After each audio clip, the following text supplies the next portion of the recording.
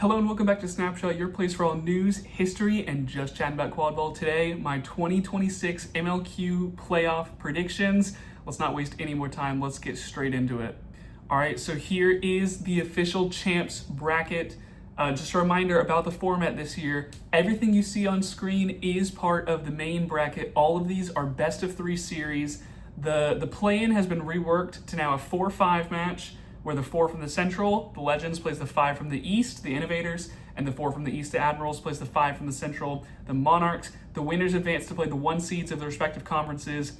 2 plays 3, and then quarterfinals, semis, and finals are all the same. The play-ins and the quarterfinals are taking place this Saturday, and then the semis and the finals take place on Sunday. Everything is best of 3. There's no single game elimination anymore, so it should be a lot of fun to watch. Last year when I did my predictions, I went 12 out of 14 on all playoff matches, which is about an 84-ish% correction rate.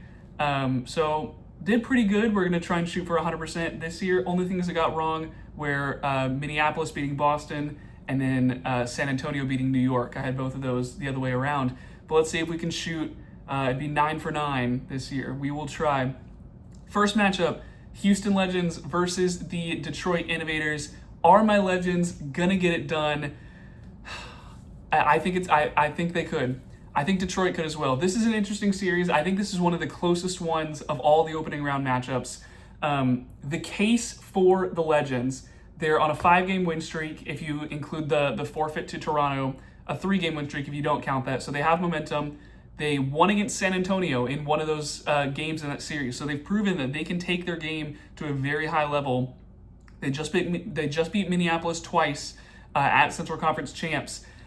Their chasing defense has been excellent. Their physicality from their hoop defenders has been great. They showed that against a very prolific offense like the Soldados.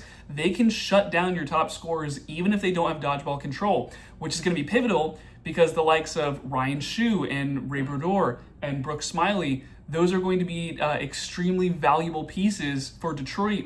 And I expect the Innovators to have dodgeball control for a majority of this series. I'd be surprised if they didn't. And that's not a slight on the likes of Connor Mason and Callie Duvall and the other beaters for the Legends. But Detroit has just more experienced beaters, and that's just a fact. So I expect the Innovators to be controlling the beating game. That's going to help them out in the seeker game, which even aside from that, Jackson Massey has been a great seeker for Detroit this year. Houston hasn't found a number 1 seeking option yet. It has been Dylan Farrow. I don't think Dylan is going to champs, though. So seeking game also favors the Innovators. And then you look at the chaser game. I think the Legends have more chasing threats than the Innovators do, but I think the Innovators' top chasing threats have been on a tear recently. You look at the likes of Nick Love and Rob Butler, who had amazing Eastern Conference Championship runs. Gwen Pratt has played excellent defense and facilitating as well. John Jackson as well for this team. You didn't even have to do a ton of Eastern Conference champs, but is still a force to be reckoned with. So all of this, it looks like it favors the Innovators. And I think the Innovators are probably the better team going into this series. But I think the thing for the Legends in this series is I do think their defense is going to be enough to shut down Nick Love, shut down Rob Butler, make someone else beat you, and have that be the game plan going in. Have enough of a lot of threats that are able to do things with the likes of Brandon Cabina, with Riley Molman, with Billy Nellum, Spencer Quintana, Mallory Hughes. You have a lot of threats on this team that are able to make plays and able to be physical. I think that's going to help out the Legends a lot. It might be some bias coming into play. I'm willing to say this is the one I feel the least confident about, but I'm taking my Legends in a 2-1 series over the Innovators at champs. I think the main thing for me is I just think their defense has been incredible. And I think as well, the fact that the Legends played so close against a full roster of the Soldados in the series that they played shows that this Legends team has a very high ceiling and they've started to put it together. They were able to do a lot of that against the Monarchs at Central Conference champs. So I'm taking the Legends in a 2-1. If the Innovators were to win this series, it looks like Nick Love and Rob Butler are going off. Your beaters are just shutting down anything that the Legends has to offer.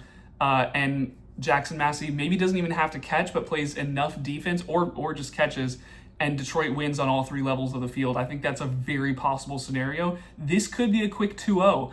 I think that's very possible, but I'm taking my Legends to advance to the quarterfinals. Moving on to the other wild card or play-in matchup, it's the Washington Admirals, the 4 seed from the East, versus the Minneapolis Monarchs, the 5 seed from the Central. And Washington has their full roster back. They have a lot of their players that were missing from Eastern Conference champs. The likes of, I think Liz Stone was missing. I think Shane McConaughey was missing. I think Nathan Junn was missing as well. Well, they're all back. And anyone that I'm forgetting, or if I said a name wrong, all of the big players are there. John Evans, Zan Siddiqui, Chantal Sidlars, a lot of your UVA talent is going to be there. All of the main pieces for Washington are here. It gives them the best chance in this series. But the Monarchs also have their reloaded roster. Max Meyer and Joe Goulet, your top 1-2 punch, are going to be available for the Monarchs in this series. Not to mention your good beater line, the longtime pair of Cody Narveson and Ben Schluter, they're going to be there. Sam Schwartz and Emma Vasquez are going to be available. You've got a lot of the pieces for the Monarchs as well that you would want in this series. So all of these missing pieces are coming back to both of these teams. So we're kind of looking at how did these teams play in the regular season, maybe throwing away a little bit of the conference championship argument, and we're seeing how do these teams, from what we know, stack up. Well, I think Washington has the edge on paper here. And even with Eastern Conference champs, Washington still looked pretty good despite the fact that they had a depleted roster. Playing close against Detroit, but being able to win that series, getting the wins against Cleveland. They're riding a 4-game win streak. They have momentum. Whereas the Monarchs have been on the downturn. They lost 3-0 to Chicago. Actually, the Monarchs technically have not played a game and won because they took the forfeits against Toronto, lost to Chicago, and then lost to San Antonio and Houston at Central Conference champs. So this Monarchs squad has actually not won a game on the field this year just yet. I think it is possible in this series. That looks like Max Meyer and Joe Goulet being the best scorers on the pitch, because I think they will be. There's a lot of talented, maybe 2A, like high tier 2, low tier 1 scorers on Washington. But Meyer and Goulet are very excellent scorers in their own right. And I think they'll be the best 2 just raw scorers on the pitch in this series. However, I think the Admirals are going to have too much for them. And I think the likes of Colin Bourne in the beating game is also going to be quite a bit for the Monarchs to handle. I like Washington in the series. I think their seeker room can match up with Joe Goulet enough to be enough for the Admirals to win this series. And I just think of all the players coming back, your Brian Mulcahy's, your Nathan Junns, your Liz Stones, all these players that have done so much for Washington in this season for them and in the past. I think it's going to be enough for the Admirals to get it done. So I've got the Admirals advancing on a 2-0 to get to the quarterfinals to take on the Prowl. Moving on to the quarterfinals, our first round is going to be the New York Titans versus the Houston Legends. And this is a very disparate matchup, shall we say. Houston is going to be coming in. This is the best that their team has been in probably 6 years, maybe since 2019. This Legends team is definitely the best they've done, at least since 2019, making the quarterfinals. But even on paper, this Legends team is a younger team, but it's growing. It's an experienced team now who's been together for a couple of years. And it's a team that I think can punch upward a little bit. We've seen that against the Soldados, where they're able to steal the game and take it to some of the big guns. This is a Titans team as well that's lost a couple of pieces from their championship run a couple of years ago and maybe is susceptible to losing a game. That said, I can't really make the case that it's going to be against the Legends. I think this Titans team is way too talented. You have, obviously, the head of the snake, which is Leo Freed. You have Zach Donofrio. You have Justin Cole. Nivas Jairam is also going to be available for the Titans, I believe. And I just think it's going to be too much. Frank Minson has also been incredible for this team. Molly Potter and Lindsay Morella as well. I think that's 7, maybe 8, almost 2 lines of chasers that have been fantastic for this Titans team. And I just don't know if the Legends are going to match up with really anything that New York has to offer. And that sounds harsh, but I would make the case for my own team. But I just think that New York is going to be a little too much for the Legends to handle, and I've got the Titans advancing into 2-0.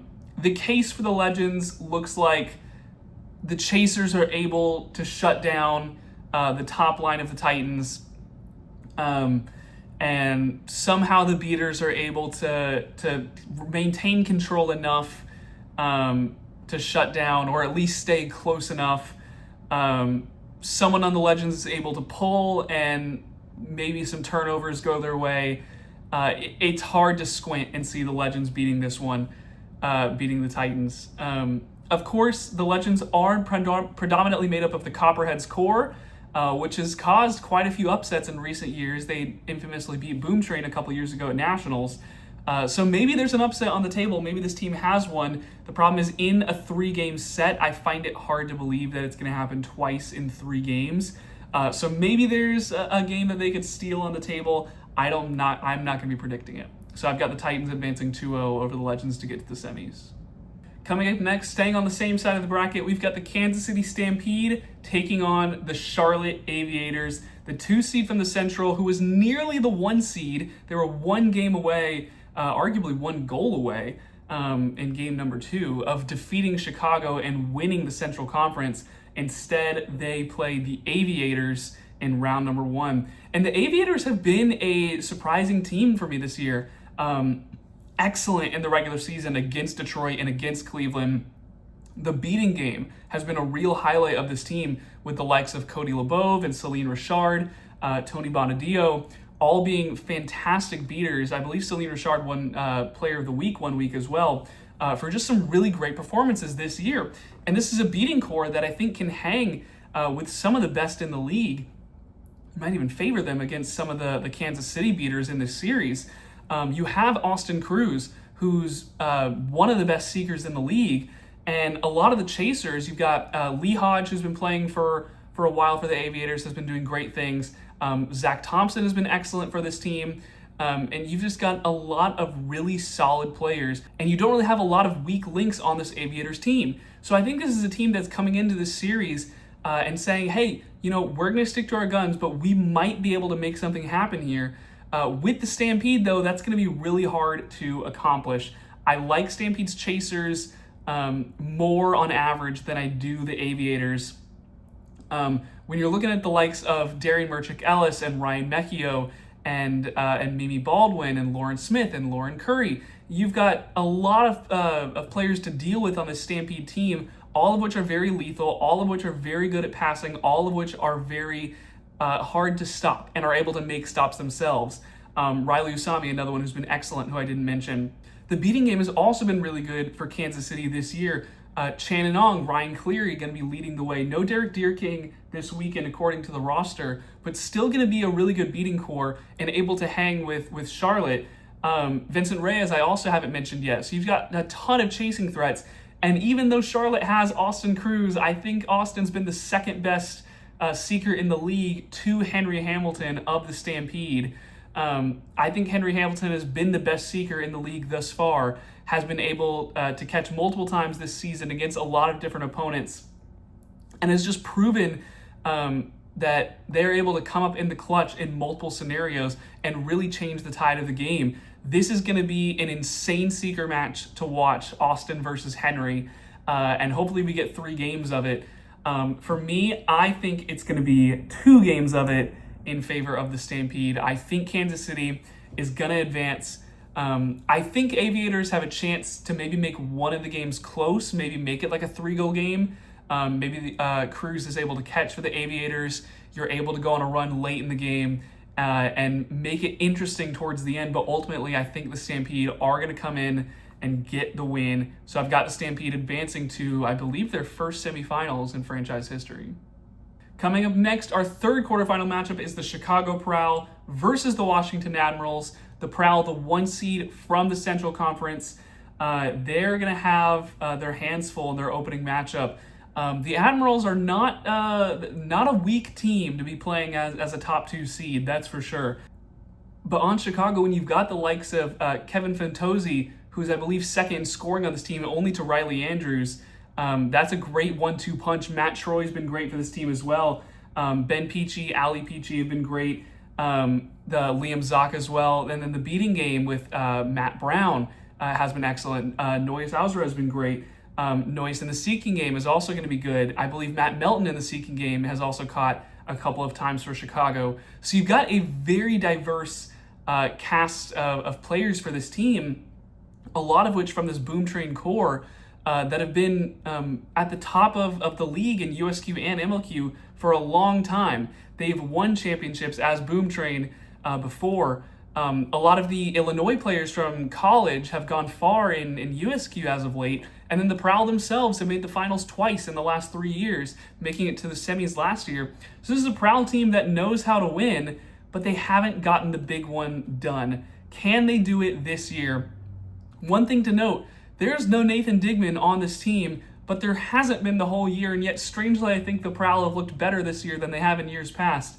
Prowl have been a very interesting team to judge because there's been no Nathan Digman, but I think this team has gelled a lot more, which is really interesting for a Prowl side that doesn't have their leading scorer. And I think the second most leading scorer of all time in MLQ. All of that said, I don't think the first round is going to pose much of a problem. I think the Admirals are a great team, but I don't think they're as good as Chicago. I think the beaters of Chicago are going to run circles around the Admirals. I also think the seeking game of Chicago is going to be great. This team runs 3 or 4 seekers deep. You have a lot of different options at seeker, and I think having fresh legs is going to be important against the Admirals. Not to mention the Admirals have had a turnover problem for a while, and I think Chicago's a team that's going to be able to punish that. They're not a team that makes a ton of mistakes, and they're going to be able to punish teams that do make mistakes, and the Admirals unfortunately do right now. So I've got the Prowl advancing in a 2-0 series to the semifinals, where they will await the winner of Boston and San Antonio. The final quarterfinal matchup will be Boston versus San Antonio. This is a very interesting series. Teams that have been excellent in the past, maybe going through a little bit of a rebuild in recent years, and made up of some really good cores. The Texas Hill Country Heat / Texas State of the Soldados, and then the Boston Lobsters, and really numerous Boston area colleges making up the Forge. It's a really interesting series of teams that I see in a similar light, where they've been very close to being the best in their conference or their division, but there's been 1 or 2 teams that have been just a little bit better at every turn. For Boston, you have everyone available that you would want. That's all your top scorers. That's the like of Andrew Steinberg and Steven Trimple, Matan Schwartz. Everyone big for this team is there. Ethan Dillon, Eli Fighters, players that have been there for a while. Tommy Flathers as well. In the beating game, you have Cleo Brooks, you have Tom DeMuth, you have Ryan Callahan. You have a lot of really good beaters for this team. And then the seeker game, similar to Chicago, is extremely diverse. Steven Trimple has caught twice, but Cleo Brooks has caught. Will Richardson has caught. I believe there's somebody else that I'm forgetting right now, but it's a very diverse seeker room for Boston, and a Soldados team that hasn't had a lot of great seekers. Joey Alvear showed a little bit of that Central Conference champs, but you don't have a number 1 seeker, and Boston has got plenty. So I think the seeker game, it might favor Boston a little bit, but San Antonio is bringing almost a full roster to champs. They have all of their top chasers: David Avila, Miguel Esparza, Nate Targonski, Izzy Ramirez, Alyssa Villalba. The list goes on for this team. Hayden Boys as well.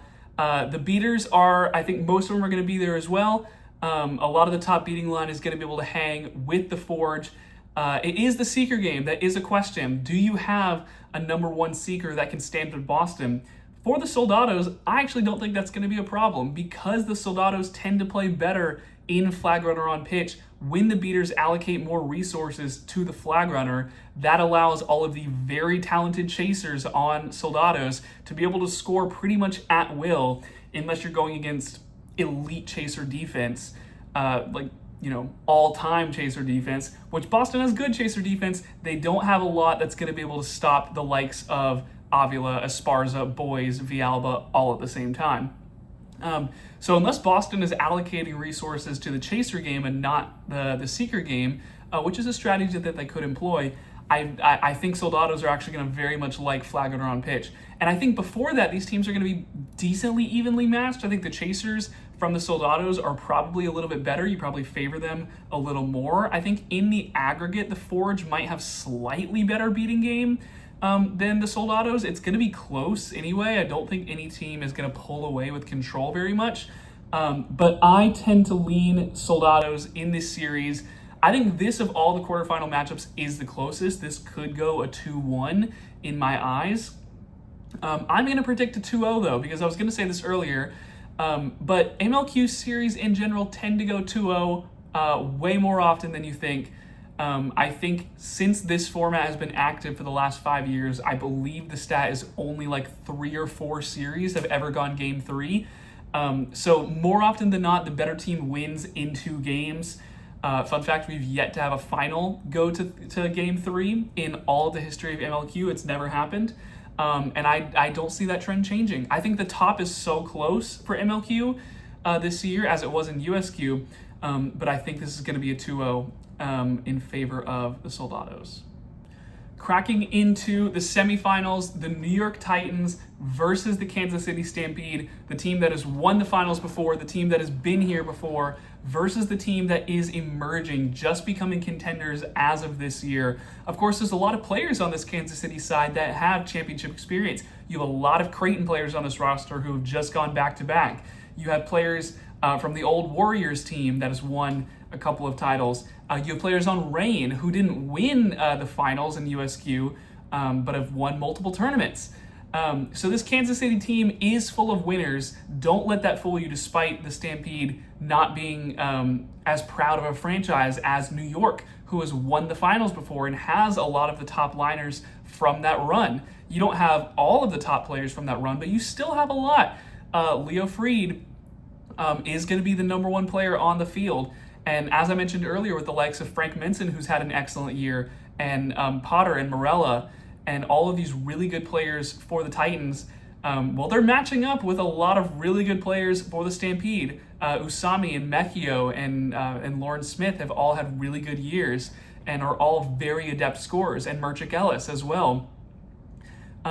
So this is going to be a very tight series in terms of the chasing game. I think this might come down to who has the better beaters.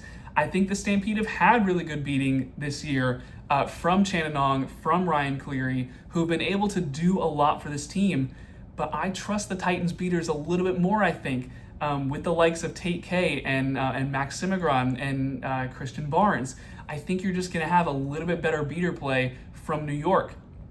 And so then we look at, well, the seeker game. Is that going to be enough to change the tides? I think Henry Hamilton is going to be the better seeker in this series. I think the Titans do have strong seeker play, but I think Henry Hamilton is going to be very good. We do also have to take into account that the flag runners at Champs are probably going to be some of the best flag runners in the business.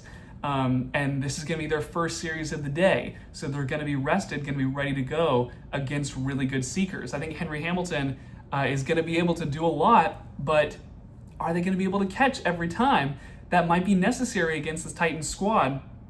And I know what I just said about series going 2-0 most of the time, but I think this is a 2-1 series. I think this is a very, very close series. I do have the Titans winning and advancing to the finals, but I went back and forth with this a lot. I think Kansas City could get it done. I think they have the ability to. I'm going with the Titans. I think they are the more established team. I think they're going to know what they're doing, and I think that they're going to be able to get back to the finals. I just think the Titans, on paper, this is like a 55-45, maybe even tighter than that in terms of talent and in terms of style, but the Titans have shown me they can done it before. The only argument against the Titans that I would hear, and that I think is a fair argument, is that the Titans haven't been very largely tested this year. They played the Forge earlier this year and they smoked them, and then they played the Aviators at Eastern Conference Champs, but Kansas City has gotten to play San Antonio, who don't let people tell you that they're not a Tier 1 team, because I think they are, even though I ranked them in Tier 2 in my power rankings last week, but ignore that. They've played Chicago. They've played really, really good sides and gotten experience versus that.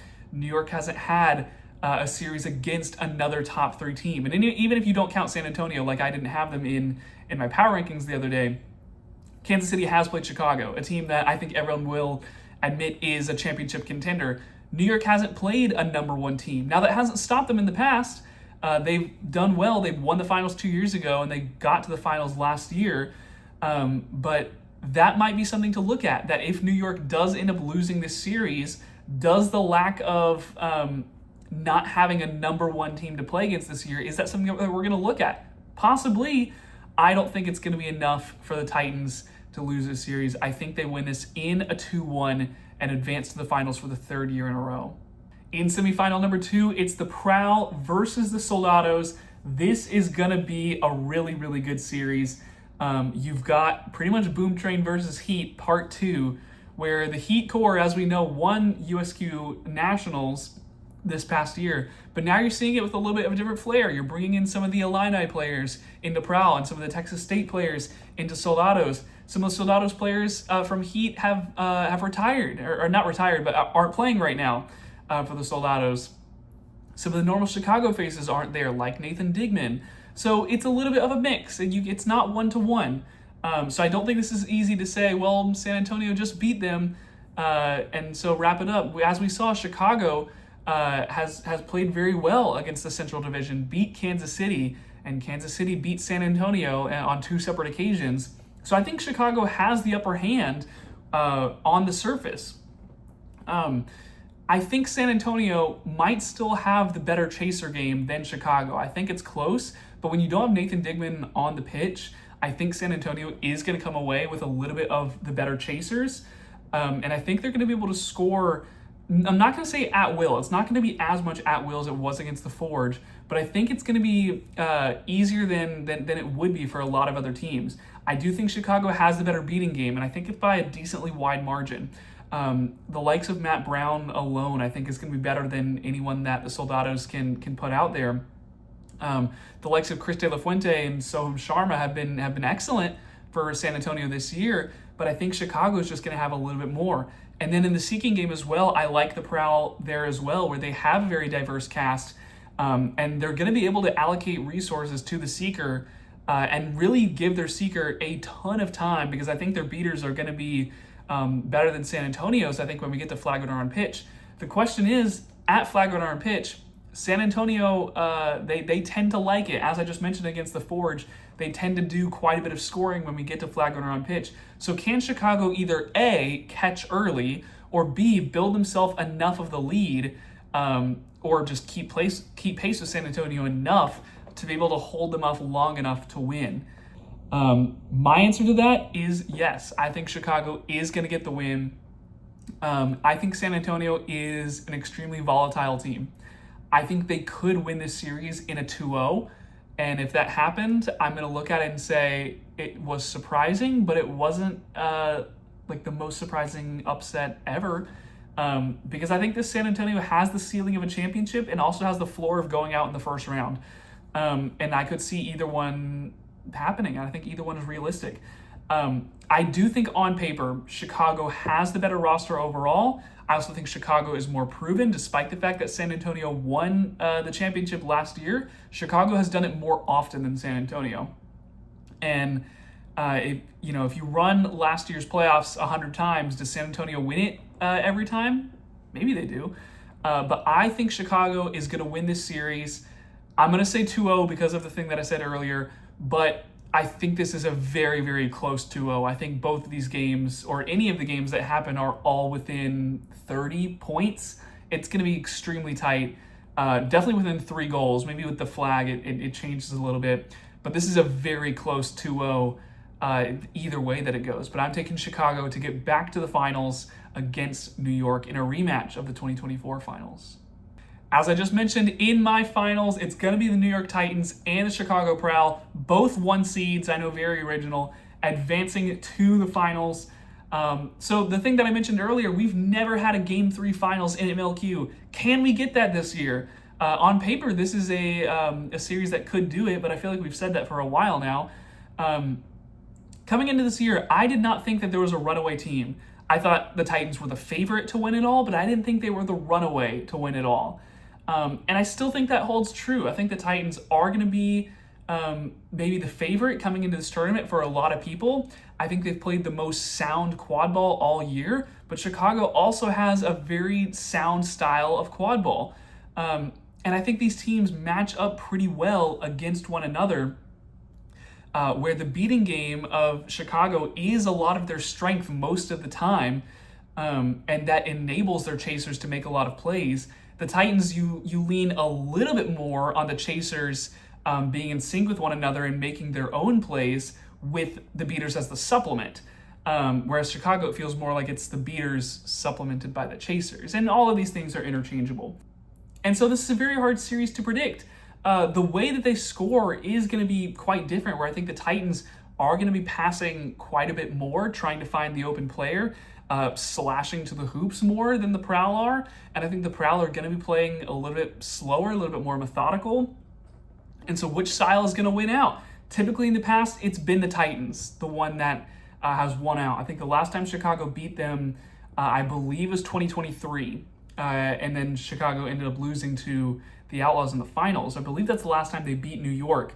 They played them in 2024 in the finals, and then I think they also played them last year and lost in the semis against the Titans. So Chicago's kind of due a little bit, you would think. And either way, this is always a tight game, whether it's a 2-0 or not. This is always a tight series. And so this comes down to just who do I think has the better roster, who's been playing the hot hand, and who's going to have the better weekend. And the one thing, there's two things I'm leaning on making my decision. One, I think New York is going to have a very, very tight series against Kansas City. I think it's going to be a physical series, and I think it's going 3 games. I have Chicago advancing in 2 against San Antonio. I think Chicago might be more rested going into the finals. Typically, that doesn't mean much in these kinds of series where, they like to give the teams extra time anyway to rest. I think that could play a factor. I think a lot of the new blood in Chicago, a lot of the Illini players have been great players this year, but I think a lot of the transfers in from New York that you have, more established players like Donofrio and Cole and Jairam have also been great additions for this team. And so I'll put it on the screen. And I'm gonna be honest, this is purely a gut feeling. I have the Prowl winning the 2026 MLQ Finals. I can make the case for New York pretty easily, and I can make the case for Chicago. And on paper, I think New York might have the better team, but my gut is telling me to go Chicago this time. I think they're due. I think it's their time. I think the Prowl are going to be playing some really good quad ball going into this weekend, and I have the Prowl winning this, and I'll say in 3 games, because I'm going to keep saying it until we get it. I have the Prowl winning in a 2-1 over the New York Titans to claim the 2026 Benepe Cup. Truly, I tell you, these are incredibly hard predictions to make because I think any of the top 4 teams are capable of winning it all. And, I might tomorrow wake up and have a completely different opinion on who I think is winning.